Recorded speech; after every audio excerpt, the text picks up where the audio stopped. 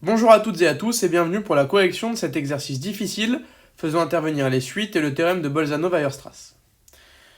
Je vous laisse lire l'énoncé. Donc on a une suite qui est définie par un plus 2 égale un plus 1 plus un divisé par 2 puissance n et mn comme le max du module de un et de un plus 1. On veut montrer que pour tout n appartenant à n, mn plus 1 inférieur ou égal à 1 plus 1 sur 2 puissance n mn. Alors, soit n appartenant à n fixé, mn plus 1, c'est le max entre un plus 1 et un plus 2. Mais un plus 2, on va l'écrire comme, hop, c'est le max entre un plus 1, et un plus 2, on va donc l'écrire comme un plus 1 plus un divisé par 2 puissance n, par définition de la suite un. Ça, c'est inférieur ou égal au max entre un plus 1 et un plus 1 plus un divisé par 2 puissance n, avec des modules, grâce à l'inégalité triangulaire, qui est inférieur ou égal à un plus 1 plus un en module divisé par 2 puissance n, inférieur ou égal à 1 plus 1 sur 2 puissance n, multiplié par le max entre un plus 1 et un, égale 1 plus 1 sur 2 puissance n, multiplié par le max, par mn de n. Donc on a montré que mn plus 1 inférieur ou égal à 1 plus 1 sur 2 puissance n, mn. Donc pour tout n appartenant à n, mn inférieur ou égal à 1 plus 1 sur 2 puissance n, mn plus 1, voilà. Maintenant, on veut en déduire que mn est inférieur ou égal à exponentielle carrée m0. Avant de faire ça, on va essayer de montrer quelque chose d'autre. Là, puisqu'on a cette inégalité-là, on a finalement que mn plus 1 inférieur ou égal à 1 plus 1 sur 2 puissance n, mn, inférieur ou égal à 1 plus 1 sur 2 puissance n, mn, je peux le minorer par 1 plus 1 sur 2 puissance n moins 1, mn moins 1. Et l'idée, c'est de continuer comme ça, jusqu'à ce qu'on arrive au produit de i égale 0 jusqu'à n de 1 plus 1 sur 2 puissance n, multiplié par m0. Donc nous, ce qu'on va montrer, on va essayer de montrer, par récurrence, pour tout n appartenant à n, m à n étoile, mn, inférieur ou égal à produit de i égale 0 jusqu'à n, moins 1, des 1 plus 1 sur 2 puissance i, multiplié par m0. Alors, ça c'est évidemment vrai au rang n égale à 0. Vrai au rang n égale 0. Donc ça c'est évident, hein, m au rang n égale 1, pardon. Donc c'est évident. M1, il est inférieur ou égal à 1 plus 1 sur 2 puissance 1 moins 1 M0, d'après l'inégalité qu'on a montrée ici. Là. D'accord, on continue. Supposons le vrai au rang n. Supposons le vrai au rang n appartenant à n fixé. Alors, qu'est-ce qu'on a du coup comme hypothèse? On a que mn inférieur ou égal au produit de i égale 0 jusqu'à n-1 des 1 plus 1 sur 2 puissance i multiplié par m0. Mais mn plus 1, il est inférieur ou égal à 1 plus 1 sur 2 puissance n, mn, c'est ce qu'on a réussi à montrer. Inférieur ou égal finalement à 1 plus 1 sur 2 puissance n, multiplié par le produit de i égale 0 jusqu'à n-1 des 1 plus 1 sur 2 puissance i, multiplié par m0, qui est égal, ça, au produit de i égale 0 jusqu'à n, de 1 plus 1 sur 2 puissance i, m0. C'est encore vrai au rang? C'est encore vrai au rang n plus 1. Donc, pour tout n appartenant à n, étoile, mn plus 1, mn, est inférieur ou égal au produit de i égale 0 jusqu'à n-1 des 1 plus 1 sur 2 puissance i, multiplié par m0. D'accord.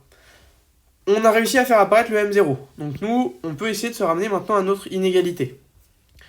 on a que Mn, elle va jamais être nulle.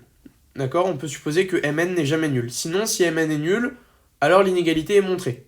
Si Mn n'est pas nul, on a finalement, en prenant le logarithme, pour tout n appartenant à n étoiles, tel que, hop, donc tel que Mn non nul. Si Mn est nul, hein, l'inégalité est montrée. Alors, logarithme de Mn inférieur ou égal au logarithme du produit de i égale 0 jusqu'à n-1, 1 plus 1 sur 2 puissance i, multiplié par m0. Logarithme de AB, c'est logarithme de A plus logarithme de B. Donc là, finalement, on a la somme de i égale 0 jusqu'à n-1 des logarithmes de 1 plus 1 sur 2 puissance i, plus logarithme de m0. Inférieur ou égal, là on utilise le fait que logarithme de 1 plus 1 sur 2 puissance i est inférieur à juste 2 puissance i. Hop, 1 sur 2 puissance i, plus logarithme de m0. Ça, finalement, c'est 1 moins 1 sur 2 puissance n divisé par 1 moins 1 demi, plus logarithme de m0. Inférieur ou égal à 2 plus logarithme de m0. Puisque là on enlève finalement, c'est inférieur à... On enlève dans la soustraction ce terme-là. Donc maintenant, on passe à l'exponentielle. Donc, pour tout n appartenant à n étoiles, mn inférieur ou égal à exponentielle de 2 plus logarithme de m0 égale exponentielle de 2, exponentielle de ln de m0 égale exponentielle de 2, m0. Pour tout n appartenant à n étoile, mn inférieur ou égal à exponentielle carrée de m0. On veut en déduire que un est borné. Ça, on peut le faire rapidement, par exemple, par l'absurde. Supposons que un non borné, un non borné. Alors, par définition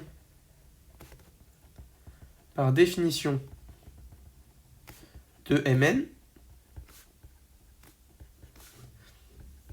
Mn n'est pas borné non plus. N'est pas borné non plus. Ceci est absurde, vu qu'on vient de montrer que Mn est borné. On continue. Maintenant, on sait que un est borné. Donc d'après le théorème de Weierstrass, Bolzano-Weierstrass, il existe une extraction phi de n dans n strictement croissante, telle que u phi de n converge. On veut alors montrer que pour tout n appartenant à n étoiles, u phi de n moins un inférieur ou égal à 4 exponentielle carrée m0 divisé par 2 puissance n. Alors, soit n appartenant à n étoiles fixées. Valeur absolue de u phi de n moins un. Ça c'est quoi? C'est, on va avoir plusieurs cas. Si phi de n égale n, alors ça vaut 0.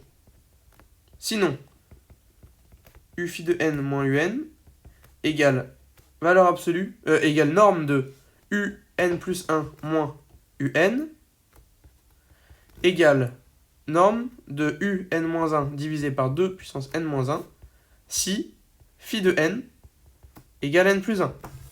D'accord? Et ça, c'est inférieur ou égal à 2 multiplié par norme de un-1 divisé par 2 puissance n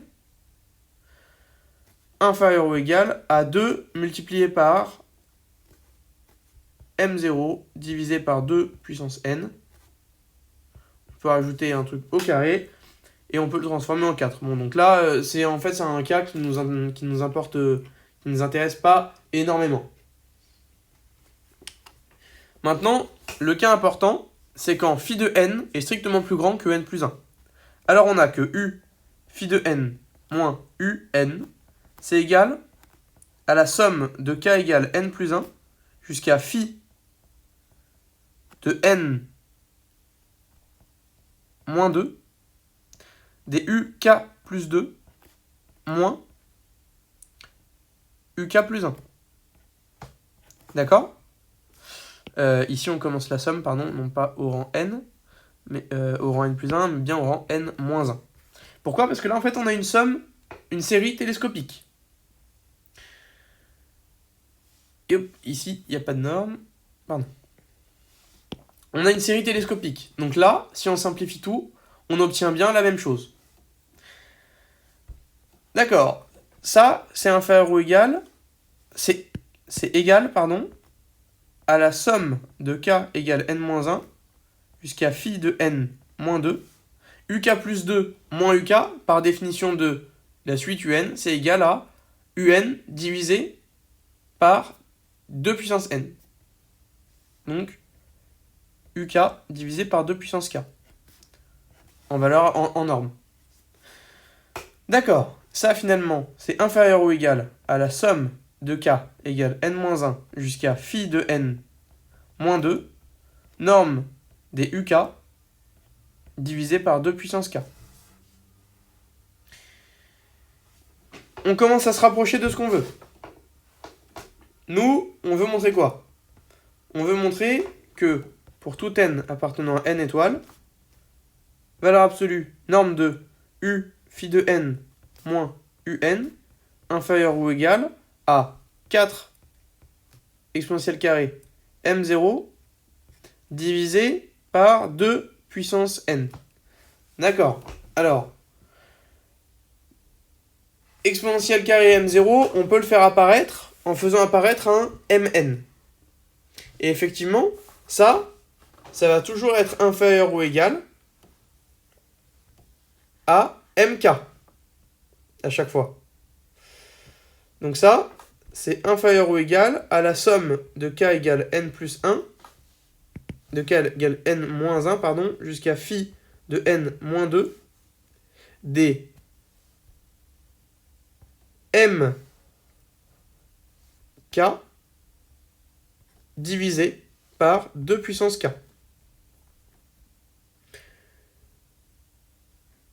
Cette somme-là, finalement, on va la simplifier.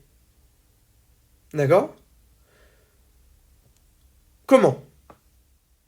Alors, comment est-ce qu'on va faire pour borner atteindre cette inégalité-là? Bah, on sait qu'à chaque fois, mk il va être inférieur ou égal à m0 e carré. Donc ça, finalement, c'est inférieur ou égal à la somme de k égale n-1 jusqu'à phi de n moins 2 de e carré m0 divisé par 2 puissance k. Ça, c'est égal à exponentielle carré m0 de 1 moins 1 sur 2 puissance nombre de termes, c'est-à-dire phi de n moins 2, phi de n moins 2, moins n plus 1, le nombre de termes, divisé par la raison. La raison, c'est 1 moins 1 sur 2, multiplié par le premier terme, 1 sur 2 puissance n moins 1.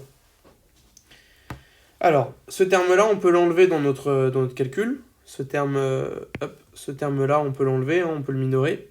Finalement, c'est inférieur ou égal à exponentielle carré m0 multiplié par 1 divisé par 1 demi multiplié par 1 sur 2 puissance n-1. Et ça, c'est égal à 4 exponentielle carré m0 divisé par 2 puissance n. Et on en déduit bien l'inégalité qu'on cherchait. Alors, on passe à la question 4. On veut en déduire que UN converge. Alors, pour en déduire que UN converge, c'est-à-dire, il existe une extraction phi, telle que U phi de n converge, on va dire, vers L.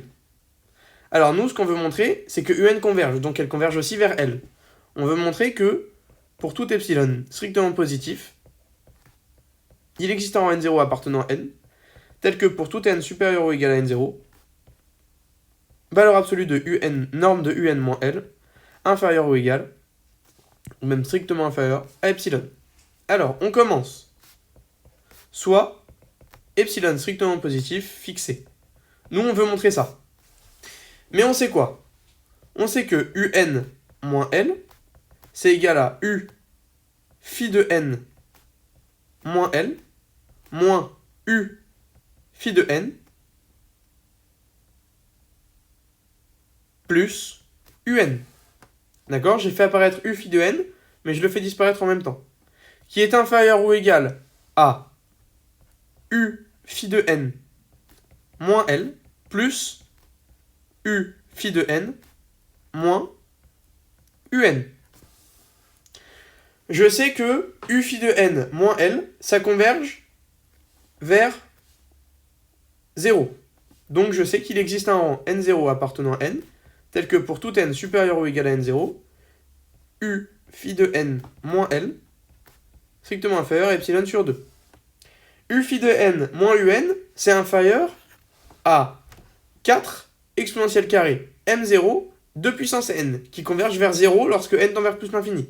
Donc il existe un rang n1 appartenant à n, tel que pour tout n supérieur ou égal à n1, U phi de n moins UN, inférieur à 4 exponentielle carré m0 divisé par 2 puissance n, inférieur à epsilon sur 2.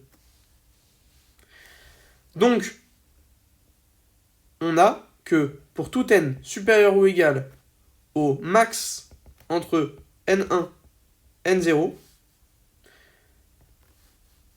un moins L inférieur ou égal à U phi de n moins L plus U phi de n moins UN inférieur ou égal à epsilon sur 2 plus epsilon sur 2 égale epsilon. On en déduit donc que UN converge vers L. Et on a fini l'exercice.